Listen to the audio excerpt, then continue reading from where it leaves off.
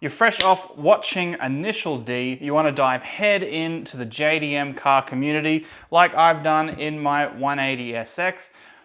Hold the phone, watch this video as I go through some of the things I don't like about owning an old JDM Legend, as well as some of the best things you get to experience when owning a piece of automotive JDM history such as this.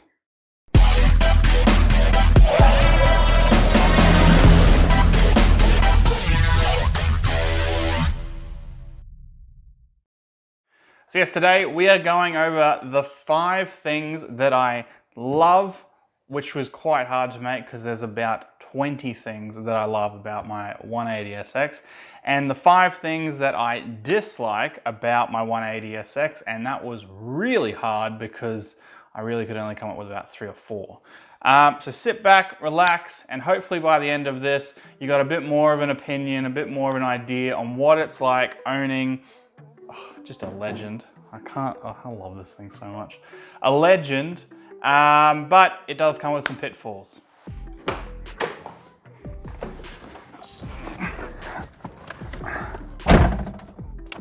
Getting into your car, especially the 180SX, is extremely difficult. Not extremely difficult, but difficult if you are someone like myself who is very long. Getting in, as you can see right now, handbrake and the steering wheel, my leg is wedged between them. So you have to kind of just extend your leg down past the stopper pedal thing there. It's low, very low, but you get that with low cars. Really, it's just the placement of the steering wheel and the handbrake.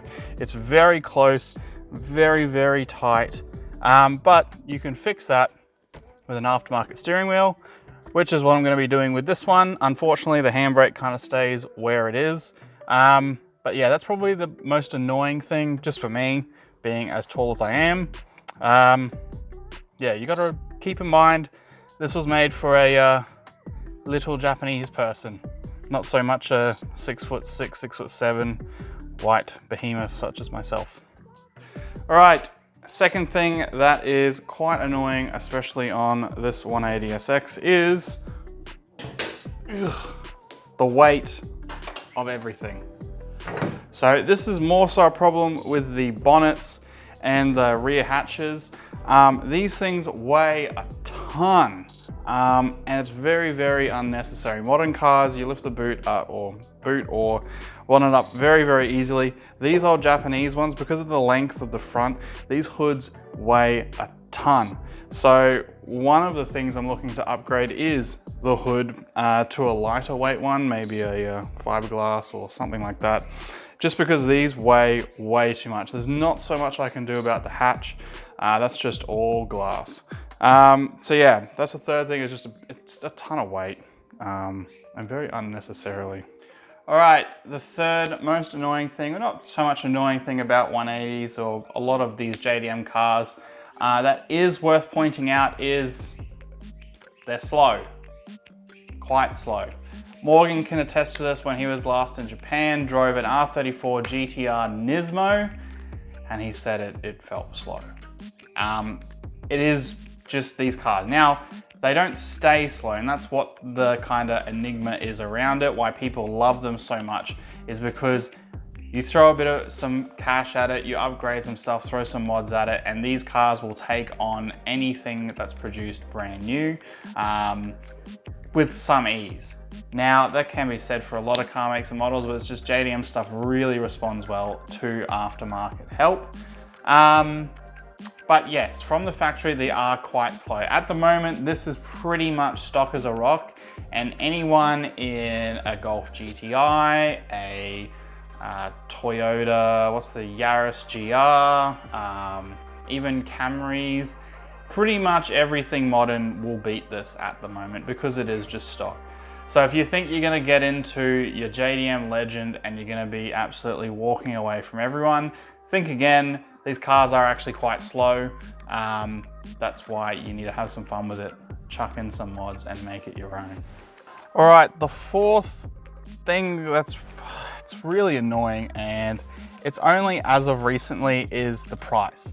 Now, back when Morgan and I first got into cars, I bought my first 180 for 5 grand.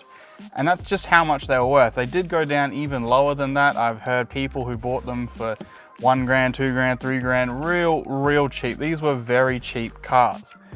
If you want to get on one today, Morgan was just telling me he saw a shell for 13 grand. I paid 16 for this, which is a really good deal at the moment.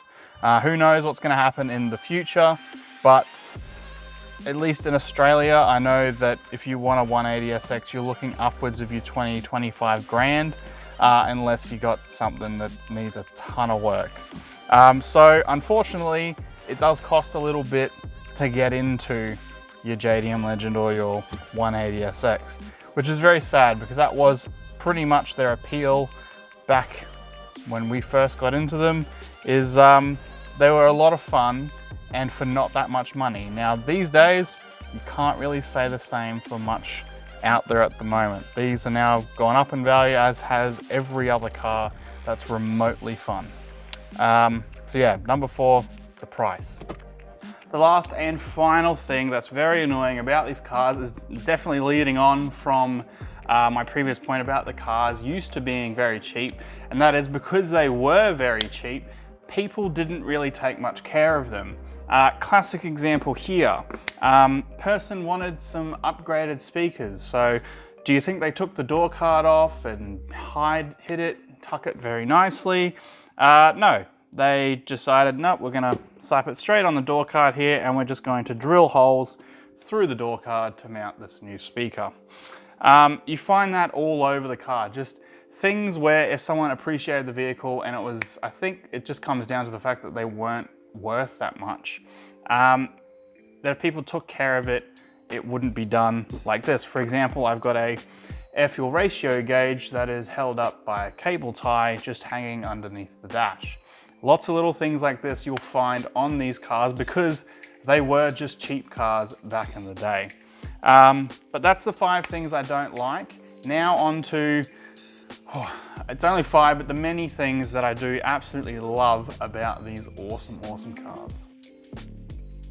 So the camera decided to just delete the next couple clips. So what I'll do is I'll throw in some nice B-roll for you guys, some nice cinematics of James's car, and then he'll go into all the things he loves about the 180SX. One of the best things about buying an old JDM car, especially the 180SX, are their engines. This is some of the best, especially time periods for cars and their engines. So this being the SR20, you got things like all of the RBs, 1Js, 2Js, you got the turbo rotaries, you got the 4G63s from Mitsubishi, you got the EJs from the Subaru and the WRXs. This was the best, kind of the pinnacle of Japanese performance. And the best thing about them is these were very accessible, very easy to learn on engines. There wasn't too much in the way of computer management, sensors, and that kind of thing. So, whereas you contrast that to engines of today, like the Audi, things just go wrong. They're built to very fine tolerances, whereas I think back in the 90s, these were built in mass to effectively everyone to run in all areas and temperatures and so on. So yeah, the best thing is the engines. I personally think the SRs sound really good. A lot of people don't. But your RBs, your 1Js, 2Js, all of them, basically all your 6 cylinders, all the rotaries sound amazing. Can't really say that about cars today. A lot of them are just, I can say this because I owned one, but Euro pop bangs and stuff, it just farts and DSG and it just doesn't sound good. But one of these floors at pasture, it does sound very good. All right, number 2 on the best thing about JDM cars and legends such as this 180SX is their looks. Cars don't look the same anymore. Great example, pop-up headlights. We will never see pop-up headlights again because it's considered a pedestrian hazard. Big ass Skyline wings. You've got big front mount intercoolers hanging out. All sorts of stuff that are very unique to this time period of cars, we will just never see again, unfortunately. So I think that's definitely where a lot of the mystique and enigma behind JDM cars come from, is that they look very unique in themselves. And yeah, they don't look like anything else on the road, especially with the pop-up headlights, big aero kits, big wide body stuff. You do get wide body stuff these days, but it's all really looking the same, unfortunately. But yes, the looks, they look amazing. All right, third thing that is amazing about owning, especially this 180SX, is your aftermarket support. Because these cars are so popular and have been out for so long, there is tons of aftermarket support for them. For example, this 180SX currently has a Cusco strut brace, Mishimoto radiator, you've got a HKS intercooler kit, you've got oil filter relocation, a bunch of stuff. Now this is very, very mildly modified, won't stay like that forever. But you can go as far as you want or as little as you want into the aftermarket scene, and there's just amazing parts variety for these cars. And again, can't be said for your newer stuff. There's not a lot out there unless it's a very, very popular make and model. Whereas the JDM stuff, everyone makes stuff for them. All right, fourth thing is ease of working on your car. These days, really, your only choice is send your car into the dealership, to a mechanic, because you basically need to plug a computer into the car to get it to do what it wants to do. These cars, however, everything's very mechanical and very, very easy to work on. We'll link up our videos previously working on the car, doing a full service. That literally, what, 2-3 hours? Literally a full service, all fluids, spark plugs, filters, everything. Stuff like changing or refitting the AC belt and pulley, a matter of 10 minutes, 10-15 minutes, if that. A lot of stuff is just very easily accessible. You can get your hands in the engine bay very easily. It's not cram-packed like a lot of modern cars are. So there's a lot of room to work with, and not to mention that there's a lot of stuff online, a lot of resources there that will really help you out if you've got a problem or if you're wanting to do some modification to it, because these cars have been out forever. People have done what you're doing to it before, very likely.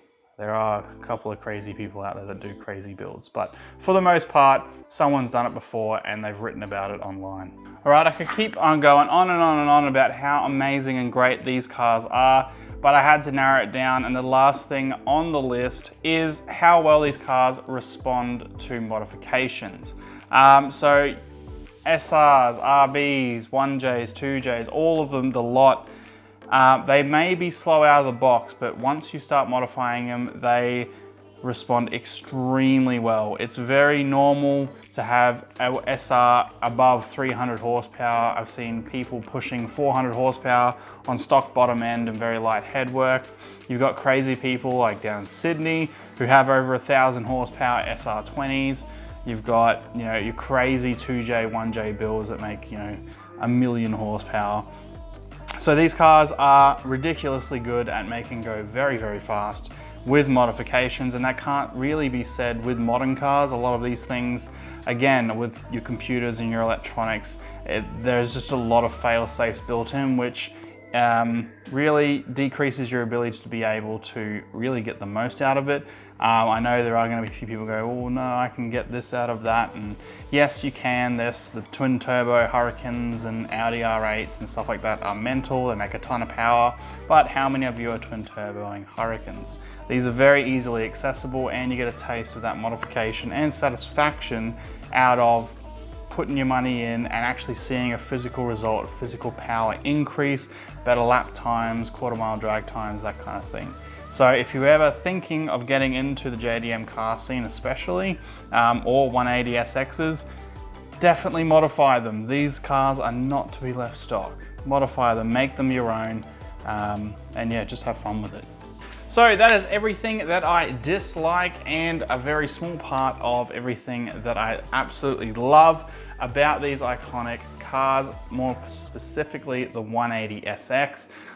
These are very near and dear to my heart. They were the first car that I got into for the cool car when I was young, and yeah, through Porsches, Evos, Golfs, all sorts of things. I keep wanting and keep coming back to them. So that's a testament to how much fun you can have with an older car, a JDM car like this. And it's really just about finding your niche, finding your car. If you haven't already, hit that like button, comment below. Let us know, what is your car? What have you done to it? How have you made it your own? And most importantly, subscribe. And I'll just leave off with a quote from Moog from Mighty Car Mods. It's very, very good, very powerful, and I definitely think Morgan and I do resonate with it. He says that he'd rather lose by a mile and have built his own car than win by an inch and have someone else build it for him. Your car is your story, so don't let someone else write your book. We'll see you in the next one. And yeah, more mods and more stuff coming for the 180.